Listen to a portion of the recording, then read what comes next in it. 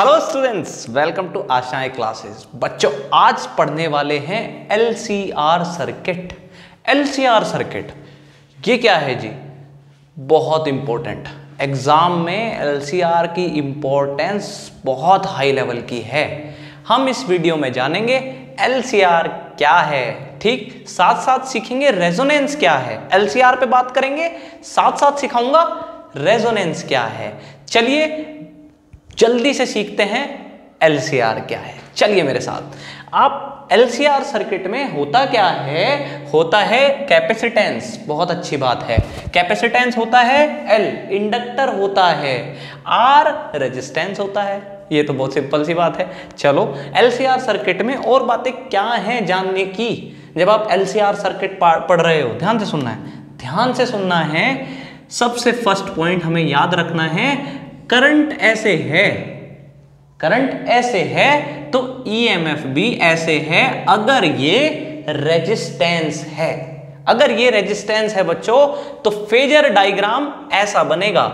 EMF जो है वो फेज में है, सेम फेज में है करंट के। ये बात याद रखनी है इस वीडियो के लिए आपको। इससे पिछली वीडियोस में हमने डिस्कस किया है कि किस तरीके से ईएमएफ और करंट कैसे फेज में होते हैं, जब कैपेसिटेंस होता है, जब इंडक्टेंस होता है और जब रेजिस्टेंस होता है। एक एक बताऊंगा, ध्यान से सीखना है। पहला, रेजिस्टेंस के लिए ईएमएफ और करंट सेम फेज में, बहुत अच्छी बात। चलो इसके बाद दूसरी बात क्या है? दूसरी बात बताता हूं क्या है, ध्यान से सुननी है। दूसरी बात बच्चों ये है। दूसरी बात क्या है? दूसरी बात बच्चों ये है, अगर ये करंट है, हमेशा करंट को तो आपको यही बनाना है। करंट को कैसा बनाना है? सीधी ऐसी हॉरिजॉन्टल लाइन। तो इंडक्टर के अंदर ईएमएफ आगे होता है बच्चों, इंडक्टर में ईएल, एल छोटा सा बनाया, इसका मतलब इंडक्टर है। चलिए तो करंट और इंडक्टर कौन आगे है? करंट पीछे, ईएमएफ आगे। समझ रहे हो? ये हम पिछली वीडियोस में भी डिस्कस कर चुके हैं। चलिए तो थर्ड पॉइंट क्या है? करंट ये रहा, ठीक। दूसरी बात, ईएमएफ पीछे है। कब? ये तब पीछे है करंट से जब आपके पास कैपेसिटर है। कैपेसिटर है तो करंट लीड करेगा, ईएमएफ पीछे रहेगा। बहुत सिंपल है, समझ में आ गया कि भैया रजिस्टर में करंट और ईएमएफ साथ साथ सेम फेज में, इंडक्टर में करंट पीछे, ईएमएफ आगे। कितना आगे? 90 पे आगे। तीसरी बात, कैपेसिटर के अंदर क्या बोला? करंट आगे, ईएमएफ पीछे। ये तीन चीजें याद रखनी है। तीनों को मर्ज करता हूं बच्चों, जल्दी जल्दी। तीनों को क्या कर दिया? मर्ज। चलो देखते हैं, फटाक से देखते हैं। ये लाइन करंट की, बहुत सही बात, करंट के लिए थी आई, है ना, सॉरी। ये यहाँ पे क्या आएगा? यहाँ पे आएगा आई। कितना आएगा जी? यहाँ आएगा आई, ठीक बात। ये करंट है। अच्छा, ईएमएफ जो है रेजिस्टेंस वाला तो इसी लाइन में है, सेम फेज में। बच्चों करंट के साथ इंडक्टेंस में ईएमएफ कितना आगे होता है? ईएल 90 डिग्री पे होता है। देखो देखो ना, करंट और ये क्या है? ईएमएफ है ना 90 पे। करंट, ईएमएफ, समझ में आ गया? चलो तो आगे सिखाता हूं।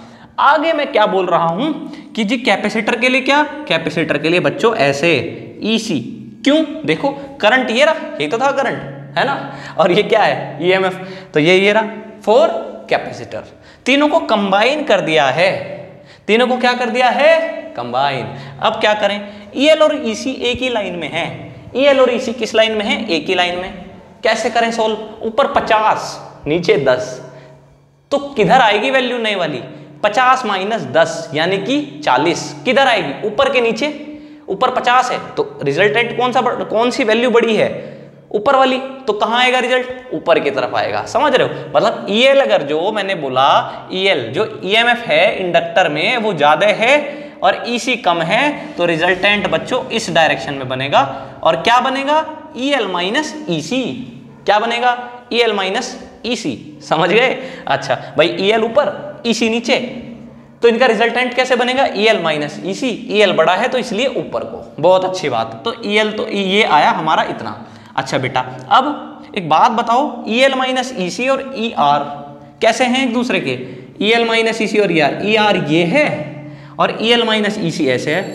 तो इनका जो रिजल्टेंट बनेगा दोनों का बच्चों वो ऐसे निकल के आता है, रिजल्टेंट ऐसे बनता है ना, दो है ना ऐसे वेक्टर्स, तो इनका रिजल्टेंट कैसे बनता है, ऐसे, और इसका नाम ई है फाइनल वाला। समझ में आ गया, बहुत बढ़िया है। चलो तो EL माइनस EC और रिजल्टेंट जो बना बच्चों वो कैसा बन गया, वो ये आ गया। बहुत सही बात है, आ गया ना। अच्छा अब एक बात बताओ, अगर मैं इसका ट्राइंगल बना दूं ऐसे, तो ये EL माइनस EC है इतना, तो ये कितना होगा, अरे ये भी तो EL माइनस EC होगा। हाँ जी होगा। तो अच्छा ये ER मैं यहाँ पे लिख लूँ, ये ER होगा, और बेटा ये क्या है जी, फाइनल जो EL माइनस EC और ER का रिजल्टेंट आया। आप क्या कर रहे हो, आपने रिजल्टेंट निकाल दिया, बहुत अच्छी बात। इसका नाम A रख दूं, इसका नाम B रख दूं, इसका नाम C रख दूं। बहुत आसान तरीका है, सिखा दूंगा, एक एक चीज बता दूंगा, पॉइंट टू पॉइंट बता दूंगा, सीखते जाना है, बढ़ते जाना है, फिजिक्स में धूम मचानी है। चलो ये हो गया। अच्छा ये एंगल क्या है, इस एंगल को मैंने बोला फाई। जो करंट और फाइनल ईएमएफ ये है ना, तीनों का मिला के फाइनल ईएमएफ, इसके साथ जो एंगल बना उसे बोला मैंने फाई। अच्छा ट्राइंगल ABC में आ जाओ, आगे पाइथागोरस लगा दो। क्या लगा दो, पाइथागोरस। तो इसका स्क्वायर और बच्चों इसका स्क्वायर, दोनों का सम क्या इसके बराबर होगा, हाँ जी होता है, तो ये तो होता ही है। E square equals to EL minus EC का होल स्क्वायर है ना, प्लस ER स्क्वायर।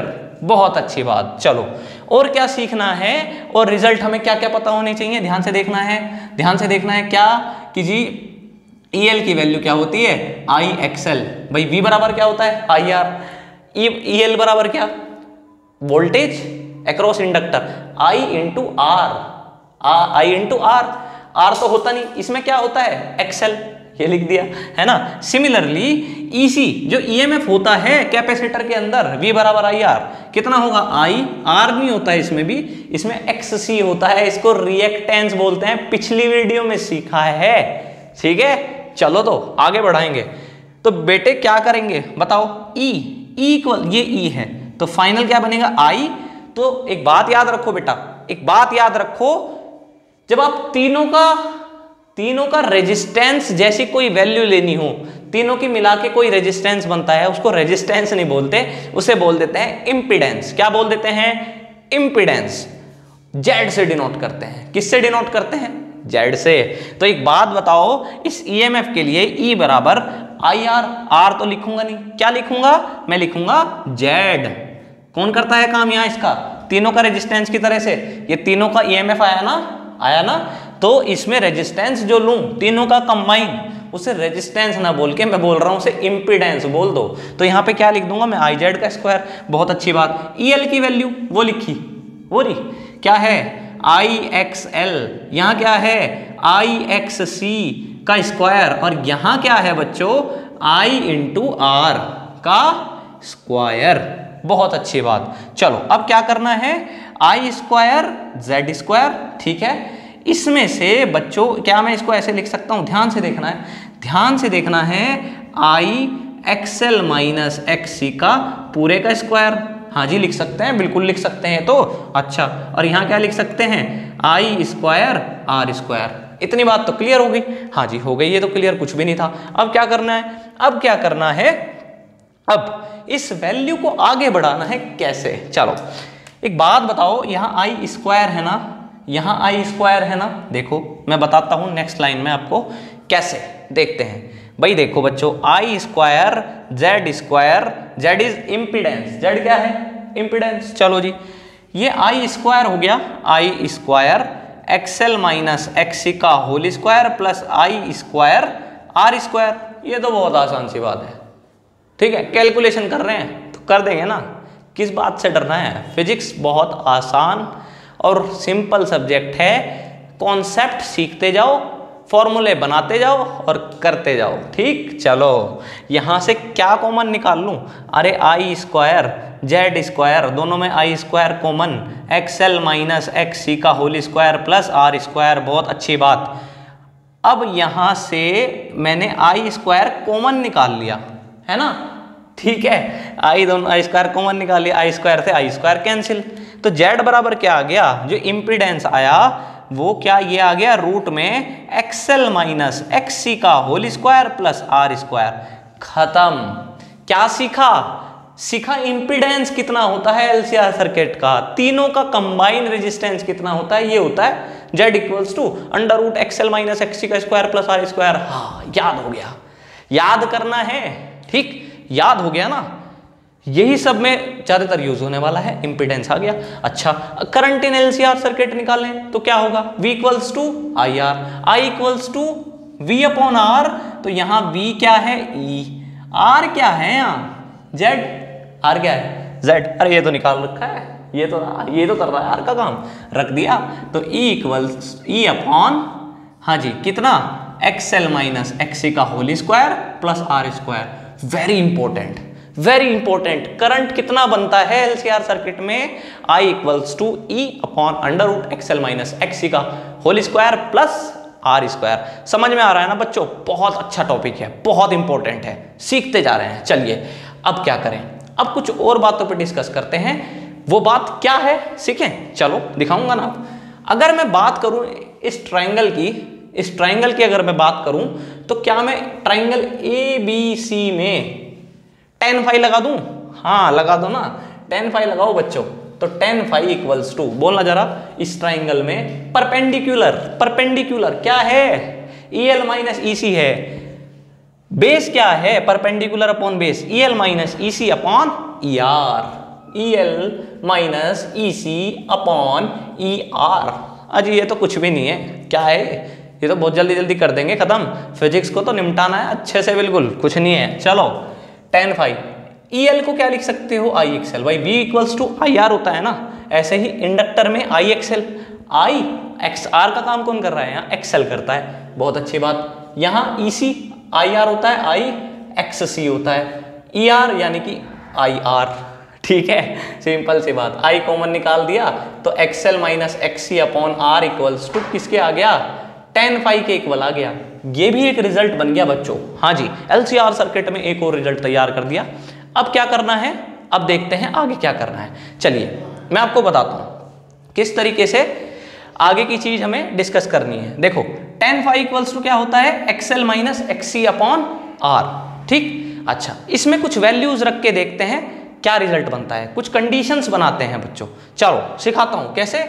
अगर मैं बात करूं फर्स्ट पार्ट की, किसकी बात करता हूं मैं, फर्स्ट पार्ट की। फर्स्ट पार्ट में अगर मैं बोल दूं क्या XL ग्रेटर देन XC है, अगर XL ग्रेटर देन XC यानी कि रेजिस्टेंस या फिर रिएक्टेंस ऑफ इंडक्टर ज्यादा है LCR में और रिएक्टेंस ऑफ कैपेसिटर कम है, उस केस में XL बड़ा है XC छोटा है, अगर ऐसा है तो सेम टाइम पे tan फाई कैसा बनेगा, मैं ये बता रहा हूं बस, पॉजिटिव बनेगा या नहीं बनेगा। क्यों भाई, बड़ी वैल्यू में से छोटी वैल्यू माइनस हुई तो आंसर कैसा बनेगा, पॉजिटिव। तो ये आंसर कैसा बन जाता है, पॉजिटिव, समझ रहे हैं। तो ये होता है, फिर क्या होता है, चलो पहला तो ये है कि जैसे इस केस में हुआ, ठीक। अच्छा और क्या हो सकता है, चलो सेकंड पार्ट देखते हैं। अगर XL छोटा हो गया XC से, XL is less than XC, ठीक, उस टाइम पे क्या होगा, तो tan phi equals to XL छोटा है XC बड़ा है, तो आंसर कैसा बनेगा, सीधी सी बात, निगेटिव। तो ये सारी वैल्यू निगेटिव हो जाएगी, समझ में आता है, निगेटिव हो जाएगी। तो इसका मतलब ये है जो यहां पे ये ग्राफ में ऐसे बनता था, ये ग्राफ अब यहां ऐसे नहीं बनेगा, ये नीचे बनेगा। कैसे, अब बताऊंगा, ध्यान से देखना है। सेम डायग्राम में अगर बनाऊं तो क्या करते हैं, देख लेते हैं जल्दी जल्दी। एक बात बताओ, यहां पे ये करंट पहले की तरह से है ना, ये कौन है यहाँ पे कौन है, ये है EL था ना, EL, ये EL ही तो था इधर वाला। नीचे वाला क्या था, ये नीचे वाला था EC। पिछले वाला डायग्राम बना रहा हूं, मैंने बोला अगर XL छोटा है तो EL कैसा होगा, EL की वैल्यू होती है IXL, EC की वैल्यू होती है IXC। XL छोटा है तो EL भी छोटा हो जाएगा और EC बड़ा हो जाएगा क्योंकि XC बड़ा है। तो इनका जो रिजल्टेंट आएगा क्या वो अब नीचे की तरफ आएगा, EC माइनस EL। समझ रहे हो बात को, है ना। पहले कैसे आ रहा था, ऊपर की तरफ, अब कैसे आ रहा है, अगर जो XL जो है छोटा हो गया तो EL छोटा हो गया। और XC बड़ा हो गया तो EC भी बड़ा हो गया, तो इसका मतलब इन दोनों का जो रिजल्टेंट आएगा वो नीचे की तरफ को आएगा। और ER कैसे होता है, वो तो ऐसे ही होता है, तो इन दोनों का रिजल्टेंट, इसका और इसका रिजल्टेंट कैसे आएगा बच्चों, नीचे की तरफ को आएगा ना।